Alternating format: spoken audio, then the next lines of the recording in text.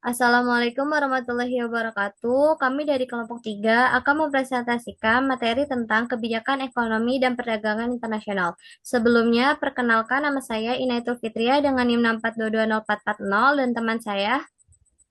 Nama saya Maulidia Aprilia dengan NIM Nama saya 642204699. Marcella Anggunita dengan NIM 6420445.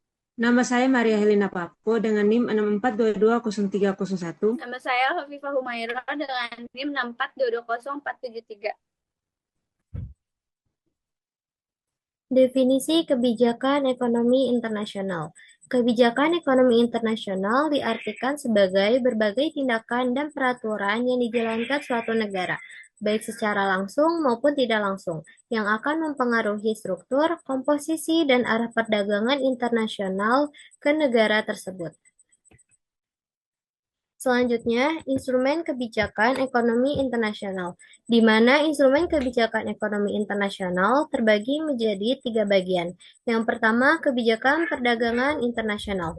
Kebijakan perdagangan internasional ekspor-impor mencakup tindakan pemerintah terhadap rekening yang sedang berjalan pada neraca pembayaran internasional, khususnya tentang ekspor dan impor barang dan jasa. Selanjutnya yang kedua, kebijakan pembayaran internasional, di mana kebijakan pembayaran internasional meliputi tindakan atau kebijakan pemerintah terhadap rekening modal dalam neraca pembayaran internasional yang berupa pengawasan terhadap pembayaran internasional. Selanjutnya, yang ketiga, kebijakan bantuan luar negeri, di mana kebijakan bantuan luar negeri adalah tindakan kebijakan pemerintah yang berhubungan dengan bantuan, pinjaman, bantuan yang bertujuan untuk membantu rehabilitasi, serta pembangunan dan bantuan militer terhadap negara lain. Selanjutnya, kebijakan bidang ekspor.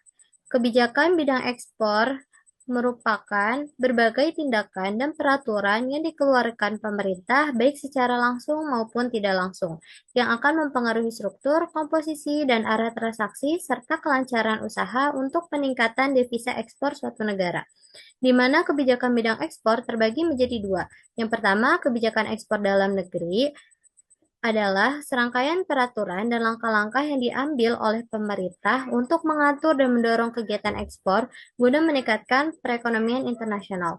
Dan yang kedua, kebijakan ekspor luar negeri, di mana kebijakan ekspor luar negeri merupakan seperangkat peraturan, regulasi, dan tindakan yang ditetapkan oleh pemerintah suatu negara untuk mengatur, mempromosikan, dan mengelola kegiatan penjualan barang atau jasa yang diproduksi di dalam negeri. Kebijakan ekspor dalam negeri terbagi menjadi 7 bagian. Yang pertama, insentif pajak, di mana kebijakan perpajakan dalam bentuk pembebasan, keringanan, dan pengembalian pajak ataupun pengenaan pajak ekspor untuk barang-barang ekspor tertentu. Contohnya, pajak ekspor atas CPO. Yang kedua, kredit ekspor, di mana fasilitas kredit perbankan yang murah untuk mendorong peningkatan ekspor barang-barang tertentu. Yang ketiga, kemudahan ekspor, di mana penetapan prosedur atau tata laksana ekspor yang relatif mudah. Yang keempat, subsidi ekspor, di mana pemberian subsidi ekspor seperti pemberian sertifikat ekspor.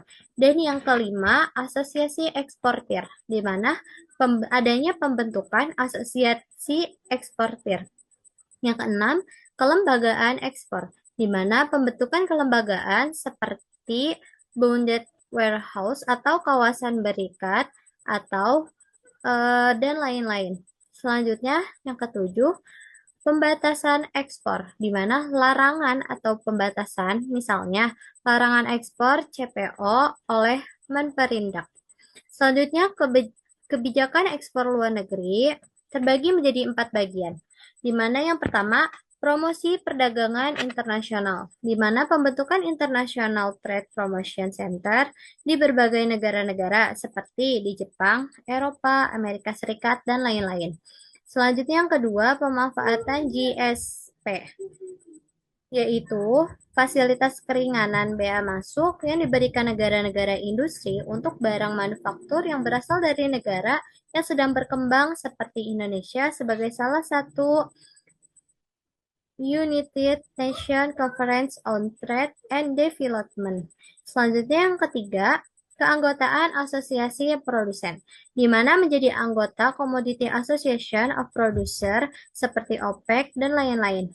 Selanjutnya yang keempat, perjanjian produsen dan konsumen, di mana menjadi anggota Commodity Agreement between Producer and Consumer seperti ICO, MVA, dan lain-lain. Secara umum, bentuk kebijakan ekspor baik dalam negeri maupun luar negeri yaitu meliputi diskriminasi harga, pemberian premi, dumping, politik dagang bebas, serta larangan ekspor. Kebijakan bidang impor, yaitu serangkaian peraturan dan tindakan yang diterapkan oleh pemerintah untuk mengatur masuknya barang dan jasa dari luar negeri ke dalam negeri. Tujuannya adalah untuk melindungi industri dalam negeri, menjaga kestabilan perekonomian nasional, serta menyeimbangkan neraca perdagangan agar tidak terlalu bergantung pada produk luar negeri. Kebijakan bidang impor dibagi menjadi dua, yaitu kebijakan tarif barir dan kebijakan non-tarif barir. Kebijakan tarif barir adalah kebijakan yang diterapkan oleh pemerintah untuk mengendalikan dan membatasi jumlah barang impor melalui pengenaan tarif atau bea masuk terhadap barang-barang yang masuk dari luar negeri. Kebijakan ini menjadi salah satu instrumen utama dalam perdagangan internasional yang berfungsi untuk melindungi kepentingan ekonomi dalam negeri, khususnya sektor industri dan produksi lokal. Tarif barir ini juga berperan penting dalam meningkatkan pendapatan negara melalui bea masuk yang dikenakan pada setiap barang impor. Di sisi lain, kebijakan ini dapat digunakan untuk mengendalikan neraca perdagangan, yaitu dengan membatasi impor barang konsumtif yang dapat menyebabkan defisit perdagangan.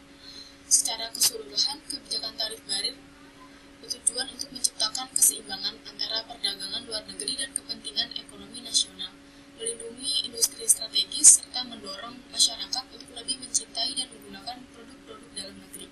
Yang kedua ada kebijakan non-tarif barir, yaitu kebijakan pemerintah yang digunakan untuk mengendalikan impor tanpa melalui pengenaan tarif atau bea masuk, melainkan dengan pembatasan administratif, teknis, maupun regulasi tertentu. Kebijakan ini bertujuan untuk melindungi industri dalam negeri, menjaga kualitas dan keamanan produk, serta mengontrol arus barang masuk agar sesuai dengan kebutuhan dan kemampuan pasar domestik. Berbeda dengan tarif barir yang berfokus pada penetapan pajak impor, non-tarif barir ini lebih menekankan pada pengaturan non-finansial, seperti kuota, standar mutu, perizinan, dan persyaratan teknis lainnya. Melalui kebijakan ini, pemerintah dapat menyeleksi barang-barang yang boleh masuk ke pasar domestik, baik dari segi jumlah, jenis, maupun kualitasnya. Selanjutnya ada jenis tarif dan sistem tarif. Jenis tarif dapat dikelompokkan menjadi tiga. Yang pertama adalah bea ekspor, yaitu pajak atau bea yang dikenakan terhadap barang yang diangkut menuju ke negara lain. Jadi pajak untuk barang-barang yang keluar dari custom area suatu negara yang memungut pajak. Yang kedua ada bea transit atau transit duties, yaitu pajak atau bea yang dikenakan terhadap barang-barang yang melalui suatu negara dengan ketentuan bahwa barang tersebut sebagai tujuan akhirnya adalah negara lain. Yang ketiga ada bea impor, yaitu pajak atau bea yang dikenakan terhadap barang-barang yang masuk dalam custom area suatu negara dengan ketentuan bahwa negara tersebut sebagai tujuan akhir. Selanjutnya, untuk sistem tarifnya dapat dikelompokkan menjadi tiga. Yang pertama ada tarif tunggal atau single column tarif, yaitu satu tarif untuk satu jenis barang dari negara manapun berasal. Yang kedua ada tarif ganda atau double column tarif, yaitu satu tarif untuk satu komoditi yang besarnya tarif berbeda antara satu negara dengan negara lain. Yang ketiga ada tarif preferensi atau preferensi tarif, yaitu tarif yang ditentukan oleh lembaga tarif internasional GATT atau General Agreement on Tariff on Trade and Trade yang presentasinya itu disesuaikan karena adanya hubungan tertentu antara negara pengimpor dengan negara pengekspor. Selanjutnya ada kebijakan perdagangan lainnya. Dumping. Dumping adalah praktik menjual barang ke luar negeri dengan harga lebih rendah dari harga pasar domestik. Anti-dumping duties yaitu bea tambahan yang dikenakan pada barang impor yang dijual di bawah harga pasar asalnya. Selanjutnya ada international cartel, yaitu kerjasama antar perusahaan lintas negara dalam industri sejenis untuk mengendalikan pasar internasional. Selanjutnya ada tujuan kebijakan ekonomi internasional. Tujuan kebijakan ekonomi internasional adalah meningkatkan kesejahteraan dan pertumbuhan ekonomi melalui perdagangan dan kerjasama antar negara. Kebijakan ini mendorong ekspor investasi asing serta stabilitas ekonomi global untuk menciptakan kesejahteraan dan pembangunan berkelanjutan. Selanjutnya ada GATT atau biasa disebut General Agreement on Trade and Tariffs. Yang pertama ada definisi GATT adalah kesepakatan multilateral tahun 1947 yang mendorong kerjasama ekonomi internasional antar negara anggota. Yang kedua ada tujuan GATT adalah menciptakan perdagangan bebas dengan menurunkan tarif, menghapus hambat impor, dan mengarahkan kebijakan perdagangan negara anggota. Dan selanjutnya ada prinsip-prinsip GATT. Yang pertama ada prinsip free trade, perdagangan dengan mengurangi atau menghapus hambatan tarif dan non-tarif. Yang kedua ada prinsip resiprositas, prinsip multilateralisasi dalam hubungan ekonomi dan perdagangan internasional kecuali untuk hubungan preferensial dan kerjasama ekonomi regional. Yang ketiga ada prinsip non-diskriminasi, memberikan perlakuan yang sama bagi produk impor dan domestik seperti penerapan tarif PPN yang setara.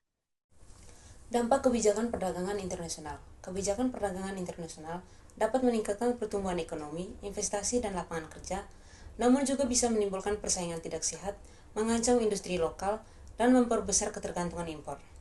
Karena itu, kebijakan ini perlu dirancang secara berhati-hati agar manfaatnya lebih besar daripada risikonya. Kesimpulan, kebijakan ekonomi internasional bertujuan mengatur perdagangan antar negara untuk menjaga stabilitas ekonomi, melindungi industri dalam negeri, dan meningkatkan devisa. Kebijakan ini mencakup pengaturan ekspor-impor serta kerjasama global melalui prinsip perdagangan bebas seperti yang diatur dalam GATT. Secara keseluruhan, kebijakan ini diarahkan untuk meningkatkan kesejahteraan masyarakat dan daya saing nasional agar Indonesia mampu bersaing di pasar internasional. Sekian presentasi dari kelompok kami, kurang lebihnya mohon maaf. Wassalamualaikum warahmatullahi wabarakatuh. Wassalamualaikum warahmatullahi Waalaikumsalam warahmatullahi wabarakatuh. wabarakatuh.